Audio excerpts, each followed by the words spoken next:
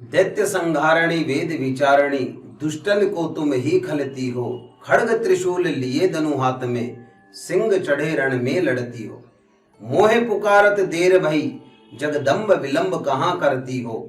माता होकर पुत्र खिलावे पुत्र रुदन तुम ही सुनती हो। नमस्कार प्यारे मित्रों, प्यारे दर्शकों, मैं आचार्य योगेश पारिक आप सभी का वेद स्वाध्याय पीठ के हमारे आओ ज्योतिष सीखे के इस चैनल पर स्वागत करता हूं। और आज हम बात कर रहे हैं माँ दुर्गा की। माँ दुर्गा का महोत्सव 17 अक्टूबर 2020 से प्रारंभ होने वाला है, जिसे कहते हैं हम नवरात्रा। नवरात्रा का प्रारंभ होते ही एक शरीर में एक एनर्जी होने लगती है। कार्य क्षेत्र के अंदर यूं लगता है कि कुछ ना कुछ हमारे जीवन के अंदर बदलाव होने वाला है। स्थितियां परिस्थितियां जो नेगेटिव थी, सारी नेगेटिव इस समय के अंदर, क्योंकि इस समय का एक वाइब्रेशन एक अलग होता है, इसके अंदर एक अनुकूलता है हमारे जीवन के अंदर आती है। तो उसके अनुकूलता के लिए हमें क्या उपाय करने चाहिए, क्योंकि नवरात्रों में कहते हैं ना कि घट स्थापना का अर्थ होता है कि हमारे संकल्पों की इस दिन स्थापना होनी चाहिए। उन संकल्पों की स्थापना के लिए, हमारे घट स्थापना के लिए एक शुभ मुहूर्त और शुभ चौगड़िया होता है। आइए हम आपको आगे की ओर लेकर चलते हैं। 17 अक्टूबर 2020 को आश्विन मास का शुक्ल पक्ष है और शुक्ल पक्ष की शनिवार है और प्रतिपदा तिथि यानी नवरात्रा इस दिन से प्रारंभ हो जाते हैं। नवरात्रा का प्रातः काल का समय 6:32 से लेकर और 8:50 तक, जिसे कहते हैं तुला लग्न।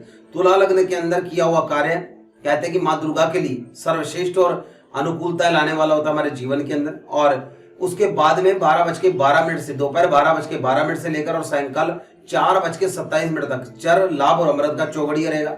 इसके अंदर भी यदि हम घट स्थापना करते हैं तो स्थिति अनुकूल होगी। और उसके बाद में एक सबसे प्रमुख और सबसे महत्वपूर्ण मुहूर्त होता है अभिजीत मुहूर्त। अभिजीत मुहूर्त 11:51 से लेकर और 12:36 तक यह अभिजीत मुहूर्त रहता है। इसके अंदर किया हुआ कार्य, हमारे लिए हुए संकल्प हमेशा हमें पॉजिटिविटी देते हैं, हमेशा हमारे लिए सकारात्मकता बनते हैं।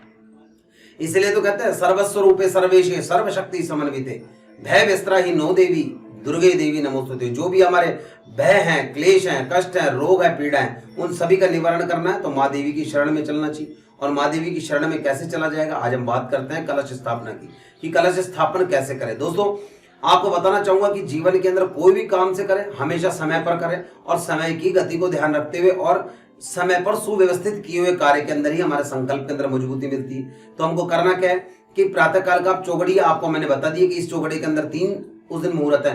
तीनों मुहूर्त में से आप जो भी आपको सर्वश्रेष्ठ अपने समय के अनुसार लगता है उसके अंदर आप माता की स्थापना कर सकते हैं, माता की चौकी की स्थापना कर सकते हैं, घट स्थापना कर सकते हैं। उसके लिए आपको करना क्या है, एक लाल वस्त्र बिछाइए, लाल वस्त्र पर अक्षत का अष्टदल बनाइए। अष्टदल बनाकर उसके ऊपर एक पात्र रखिए, इसके अंदर जल रहे, जिसके अंदर थोड़ी दुर्वा, अक्षत पुष्प और साथ के अंदर पूंगी फल जिसे सुपारी कहते हैं वो डालिए। कोशिश करें कि उसके अंदर अगर सर्वौषधि भी डल जाती तो सर्वोत्तम रहेगा।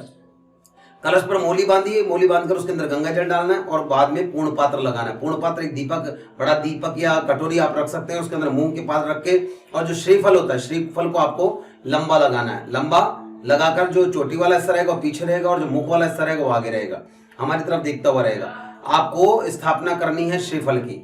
श्रीफल की स्थापना कीजिएगा। उसके बाद में आप यदि उसके बाद में उसके ऊपर एक वस्त्र लगाइए, वस्त्र लगाकर और एक दीपक लगाइए। आप जहां पर, जैसे आपका सपोज कीजिए मुंह है आपका पूर्व में या उत्तर में, तो अपनी बाईं ओर आपको लगाना है और माता के दाईं ओर आपको दीपक लगाना है। उसके बाद में एक कलश लेना है मिट्टी का, जिसके अंदर जल भरेंगे। माता के बाईं ओर, आपके दाहिनी ओर उस कलश को रखेंगे, जिसके नीचे आप थोड़ा सा मिट्टी रखेंगे। मिट्टी के अंदर जौ के दाने आप मिलाइए, मिलाकर और भगवती से प्रार्थना कीजिए कि मैं कलश की स्थापना कर रहा हूँ, माँ भगवती आप आकर यहाँ पर विराजमान होवे। और उस कलश को जल से भर के उस पर मोली बांधकर पंचपल्लव लगाकर आप उसे कलश की स्थापना कर दीजिए। और जैसे ही शुभ समय प्रारंभ हो, दीपक प्रज्वलित करा और ओम एम ह्रीम क्लीम चामुंडाई विचे इस मंत्र का उच्चारण करिएगा। मंत्र का उच्चारण के बाद में आप देवी की स्थापना कीजिएगा।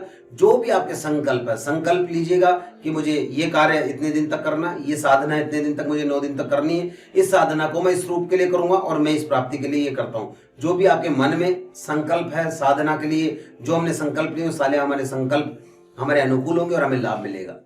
चलिए आगे बात करते हैं राशियों वाले की। देखिए, क्योंकि हर व्यक्ति को लगता है कि यार मुझे क्या करना चाहिए, तो आज हम बात करते हैं 12 राशियों वालों के लिए। और 12 राशि वाले के लिए बताना चाहूंगा कि कौन कौन से ऐसे उपाय करें जिससे कि हम देवी को अनुकूल कर सके और हम साधना के अंदर हमें उसका प्रभाव अच्छा मिल सके। आइए हम बात करते हैं मेष राशि वाले जातकों के लिए। सबसे पहले बताना चाहूंगा कि देवी की आराधना करें। 9 दिन तक देवी की आराधना करें। देवी की आराधना करे बाद छोटी कन्याओं को लाल फल वितरित करें। स्थिति अनुकूल होगी आपके लिए। जो भी आपके नेगेटिव समय है वो सारा अनुकूल हो जाएगा आपके लिए। वृष राशि वाले जातकों के लिए बताना चाहूंगा, देवी मंदिर के अंदर सफेद चीजों का दान करें। सफेद चीजों का दान अर्थात जैसे रुई का हुआ, कपूर का हुआ, इत्र का हुआ, घी का हुआ, इन सारी चीजों का दान करके आप स्थिति को अनुकूल कर सकते हैं। मिथुन राशि वाले जातकों के लिए बताना चाहूंगा, मिथुन राशि वाले जातकों को कोशिश करें कि केले 9 कन्याओं को बांटे, या फिर स्टेशनरी से संबंधित कोई भी आप आइटम छोटी कन्याओं को बांटते हैं, स्थिति अनुकूल होगी। आगे हम बात करते हैं कर्क राशि की। श्रीखंड, रोजाना श्रीखंड गए, माता जी के श्रीखंड का भोग लगाएं, स्थिति आपकी अनुकूल होगी। सिंह राशि वाले जातक हैं उनके लिए बताना चाहूंगा, केसर का हलवा जब भी बनाए उसके अंदर थोड़े केसर की 2 पत्तियां डालें और माता के भोग लगाएं, या फिर रोजाना आप जिसे कहते हैं चने और पूड़ी का साथ में भोग लगाएं, साथ के अंदर केसर के हलवे का भोग लगाते हैं तो स्थिति आपके अनुकूल होगी। अच्छा, हलवा जो होना चाहिए वो आपके सूजी का या फिर आप गेहूं का हलवा बना सकते हैं, उसके अंदर केसर की 2 पत्ती डालकर माता को भोग लगाते हैं तो स्थिति अनुकूल होगी। चलिए आगे हम बात बताते हैं कन्या राशि वाले। कन्या राशि वाले जो भी जातक है उनको करना क्या है कि माता की आराधना करें। आराधना करते समय दीपक को कोशिश करें कि 9 दिन तक अगर अखंड दीपक जलाकर माता के सामने बैठकर और आराधना करते हैं और अखंड दीपक जलाते हैं 9 दिन तक तो स्थिति अनुकूल होगी। तुला राशि वाले जातकों के लिए बताना चाहूंगा कि वर्तमान के अंदर शनि की 7.5 भी चल रही है आपके, और तो इसका भी नेगेटिव असर भी रहेगा। दाम्पत्य जीवन में भी हो सकता है कुछ तनाव हो, तो आपको करना क्या है, माता के कोशिश करें कि माता की आराधना करें। और देहि सौभाग्य आरोग्यम देहि में परमम सुखम रूपम देहि जयम देहि यशो देहि दिशो जय, इस मंत्र का डेली जाप करें और जाप करे बाद छोटी कन्याओं को आप फल वितरित करें, स्थिति अनुकूल होगी।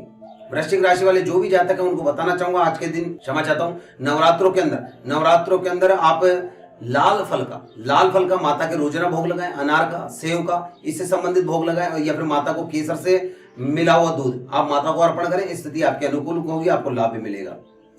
आगे हम बात करते हैं धनुराशि की। धनुराशि वाले जातकों के लिए बताना चाहूंगा, माता के जितना हो सके कनेर के पुष्प चढ़ाएं और साथ के अंदर सुगंधित नए पुष्प चढ़ाएं रोजाना, और नवाण मंत्र का ओम एम ह्रीम क्लीम चामुंडाय विच्चे, इसका नवाण मंत्र का जाप करें, साधना करें, स्थिति अनुकूल होगी।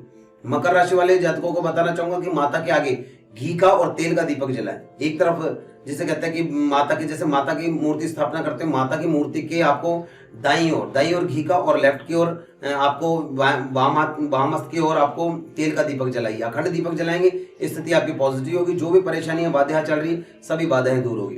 कुंभ राशि वाले जातकों के लिए बताना चाहूंगा कि तेल से बनी हुई चीजें माता के भोग लगाकर और घी से बनी हुई चीजें माता के भोग लगाकर गरीबों को बांटे, स्थिति अनुकूल होगी।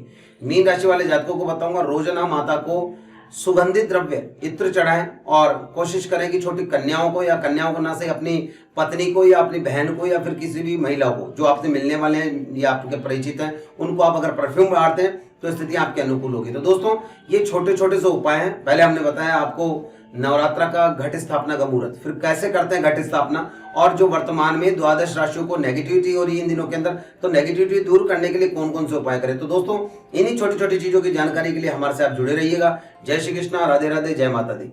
ज्योतिष से जुड़ी हुई किसी भी समस्या जैसे कुंडली मिलान, संतान योग, विवाह योग, विवाह बाधा, कालसर्प दोष, स्वास्थ्य, संपत्ति, व्यापार, वाहन योग, भूमि भवन योग, विदेश योग, सरकारी नौकरी, रत्न परामर्श, वास्तु परामर्श व कुंडली दिखवाने के लिए आज ही परामर्श लेवे। आपकी समस्या का समाधान निश्चित होगा। आचार्य योगेश पारिक, प्लॉट नंबर 124, गंगाधर राव की गली, गेटो रोड, ब्रह्मपुरी, जयपुर।